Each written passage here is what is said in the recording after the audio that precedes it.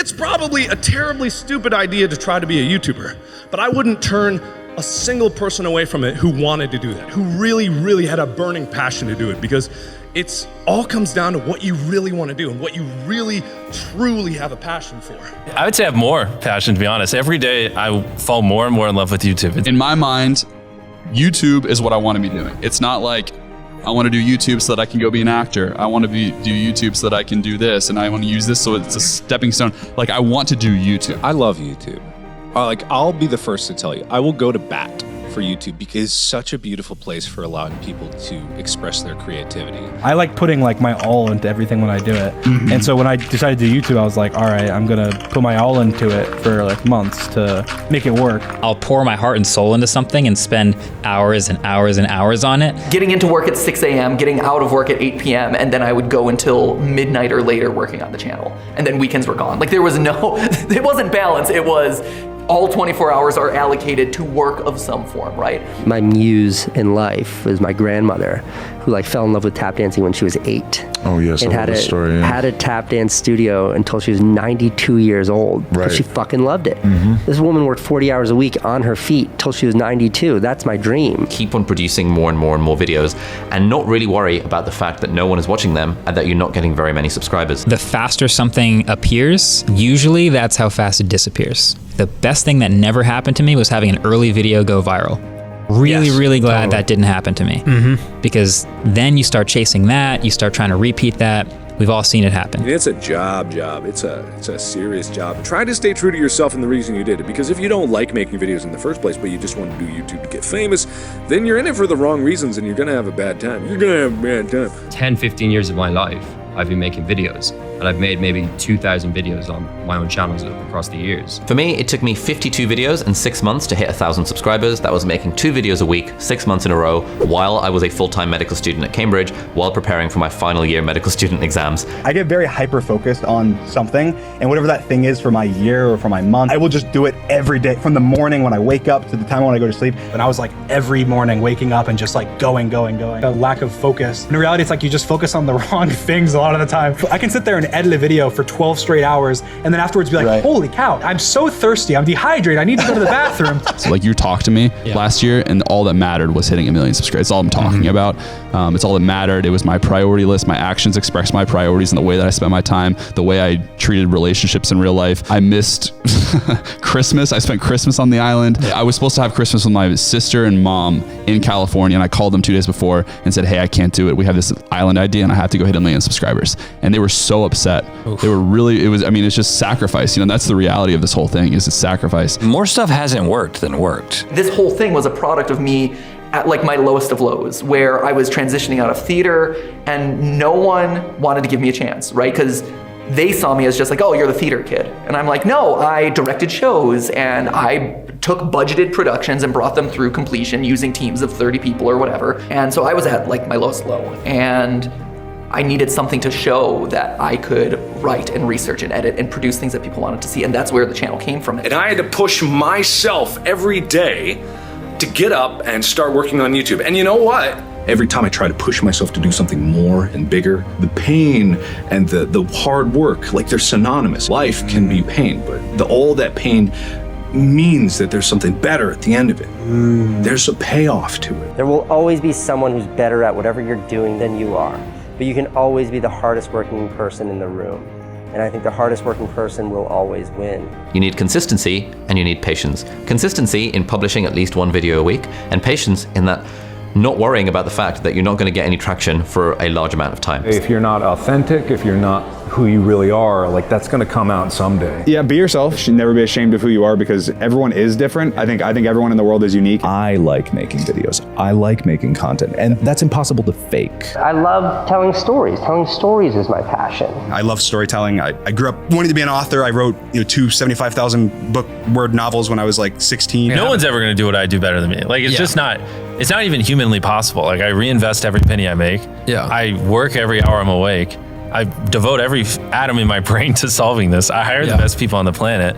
I've been doing this for 14 years, and I think in decades, not years. So I'm going to be doing this for another 20, 30 years, not 2 or 3. So no, the next me isn't going to be me because no one's going to do what I do better than me. It's not possible. If I thought someone was doing better than me, I'd just start sleeping less so I could work even more. Success on YouTube is absolutely not an overnight thing. And certainly with my channel, you know, for my first like 80 videos, I made no money. And then I started making a few dollars here and there. Like those days when I climb into bed and I'm exhausted, I love those days.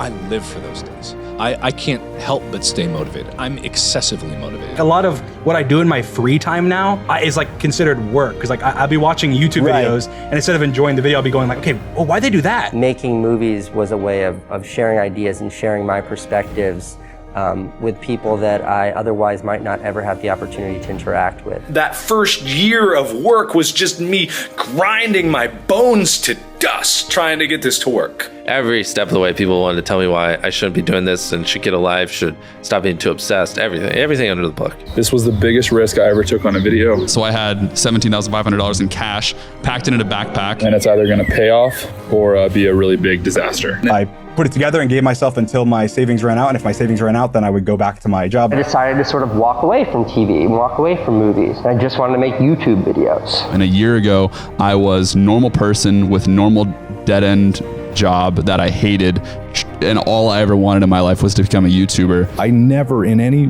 way of this idea was money the first priority of it. People will convince you you're out of your mind for wanting to do this. Today I just spent $17,000 on Logan Paul's couch, but the reality is that I'm sleeping in a apartment that looks like this. I don't know what I'm doing, dude.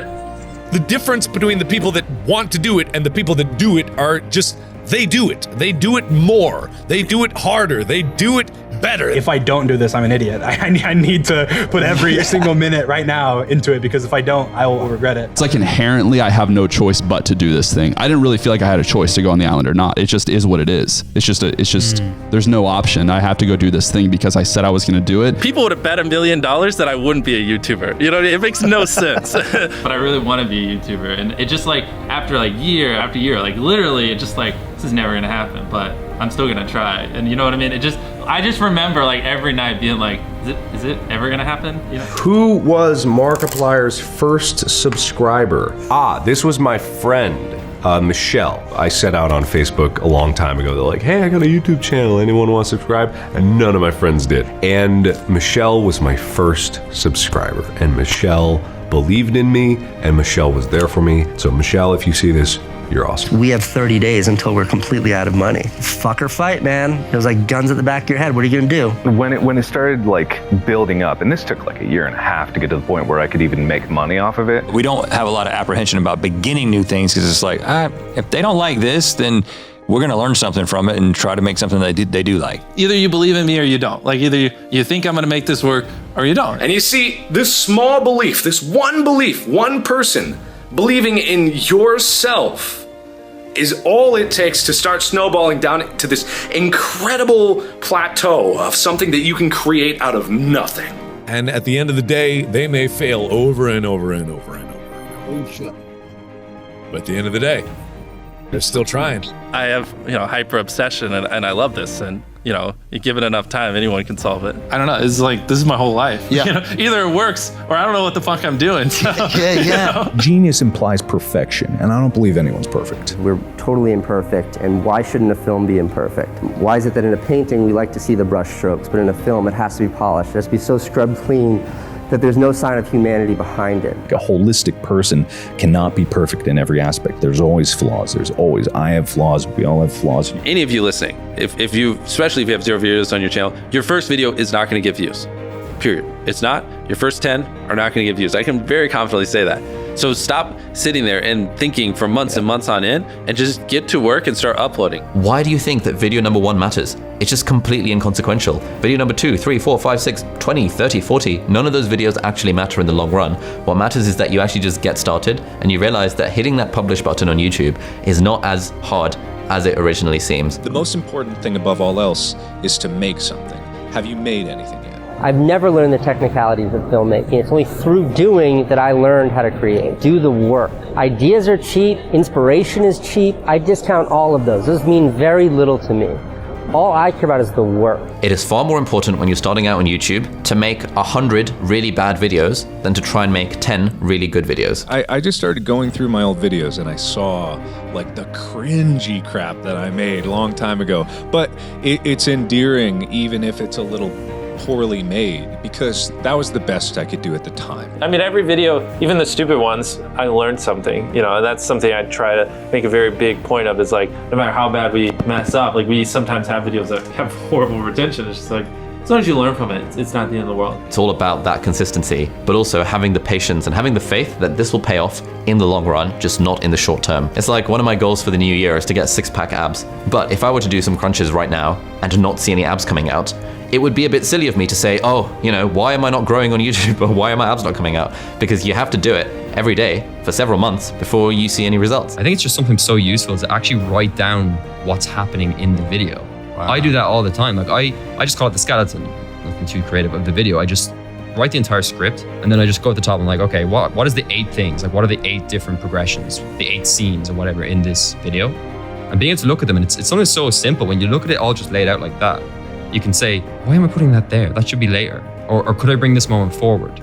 So I think it's less about thinking about scenes and it's more about thinking of videos and the entire picture. You've already made things. That's the only way that you get to where I am. I didn't know a thing about what I was doing. I didn't go out there saying, I want to make people laugh. I just was like, I want to make something.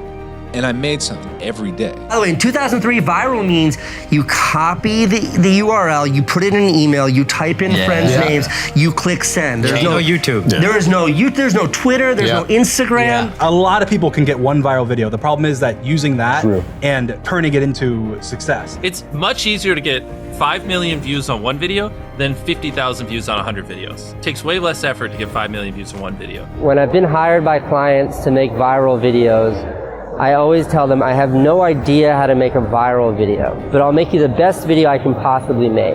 Everything you want as a YouTube creator, every freaking goal you want to hit, whether it be subscribers, you want to hit 1 million or 10 million or whatever, will come if you just make the best videos possible. Influence is much, much more valued than creativity, and that sucks. In the course of the year, you see 100 things, you know, paintings, or hear songs, or watch movies, or YouTube videos, or watch a TikTok that affect you, that you don't stop thinking about. We're now seeing 1 million, but that number of how many affect you, like that hasn't moved for me. I don't see more brilliant stuff. I just see more stuff. What concerns me is that that's what's sort of being celebrated, is like now it's purely about the metrics and not about how you achieve those metrics, and that sucks. Your fans are your focus group. And if you don't listen to them, you're not going to be a successful creator long term. Manhunt, my biggest series, at the end of the day, when you break it down, is a story. I mean, you can watch it like an anime, which is why it has so many views and so many people that are into it. Because you can watch it and go, that's a tree, that's a Minecraft character, and you're following who people are and what they're saying and what they're doing. And it's less about the game and more about the story. Whoever is telling the story has to believe in what they're saying. I tell a story, I'm communicating something that's important to me, in a way that it can reach people beyond just myself. I used to actually just watch a video all the way through and say, where am I bored? I'd get my younger brother to watch the video all the way through, and just, if he noted somewhere where he felt, anyway, this is just boring or it didn't make sense, he'd just like write a quick timestamp down on a notepad. And I think it's crucial to watch the video as a viewer. And that's where editors get it wrong, that's where YouTubers get it wrong. They watch the video and they just hyper focus in on minute by minute sections, and they don't see the entire picture. To get a good thumbnail and get one that you're happy with and that is going to work, I mean, that alone is dozens of hours for a single image, but it's the single most important image of the video. You really just have to make sure when people fucking click your videos, they love it. That's why we're able to get so many views, because we've consistently put out, obviously I'm biased, but great videos over a long term where people are just conditioned to see a Mr. Beast video, they click. Oh, Mr. Beast, click, Mr. Beast, click. And they'll just do it. And every time they're not let down, so they keep doing it. And where a lot of people fall off is like, they break that trust by having one bad video. And then like, oh, every other video is kind of eh. And then you like, when your video is recommended to them, it leaves it up in the air. They're like, well, is this one of those ones where it's kind of shit? Or is it one of the ones where we put in effort? I don't know. But this guy always makes great videos. I'll just watch them instead. Right? We will be better working together than if we're all trying to build our own separate things. What I always tell people is, if you're going to try to do a collaboration, you have to create a situation where they win bigger than you do. He didn't have to leave his house. He He didn't have to do anything special.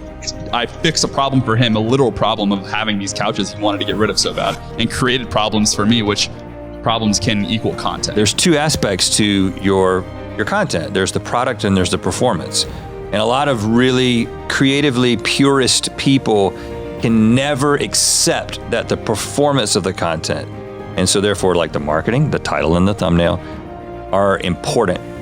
And potentially just as important or more important than the content itself. The strongest call to action is to watch another video, because now all of a sudden your channel went from like, say, 8 minutes of watch time to 16 minutes of watch time if they watch another one. And it shows that this person is in your little watch web. It also gives you another ad impression. Like, that is the metric that YouTube cares about. Sure, you can ask them to comment, you can ask them to like, that's totally fine. But watching another video exposes them to more of your content and shows YouTube, I am a channel that keeps people on this platform for 16 minutes rather than just 8 minutes.